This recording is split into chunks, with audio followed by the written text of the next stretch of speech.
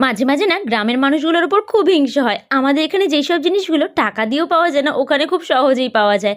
দেখো, এই যেগুলো হচ্ছে পাকা পুঁইমিটুলি, আর এখানে একটা ডিম আর একটা ছোট সাইজের আলু নিয়েছি, কারণ পুঁইমিটুলি একদমই কম। আর দেখো, আলুটা একদম ছোটো ছোটো করে কেটেছি, আর ডিমটাকে নুন দিয়ে ফাটিয়ে রেখেছি। কড়াইতে সাদা তেল দিয়ে নিলাম। আর ওই যে বলে না, সারা বছর রান্নার গোড়া না আসলে যেটা হয়, জল সমেত আলু দিয়েছি, আর এই অবস্থা।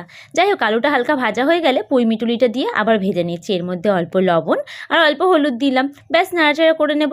আর জানো তো, আমাদের এইখানে তুমি কাঁচা পুঁইমিটুলি অনেক পাবে বাজারে, কিন্তু পাকাটা কোথাওই পাওয়া যায় না। তাই মা প্রতিবার একটা গাছ লাগায়, সেই গাছে যেটুকুই হয় সেটুকুই, বাট এবার গাছটাও ভালো হয়নি।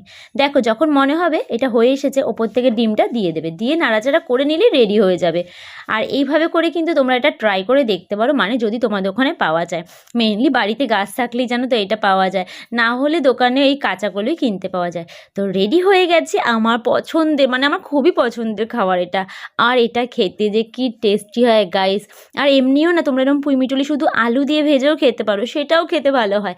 আচ্ছা, তোমাদের ওখানে কি এগুলো পাওয়া যায়? আমাদের এখানে তো পাওয়া যায় না। আমি সবাইকে বলে রাখি, যে পাবে যতই টাকা হবে নিয়ে চলে আসতে। তোমরাও ট্রাই করে দেখো, কিন্তু ভালো লাগবে।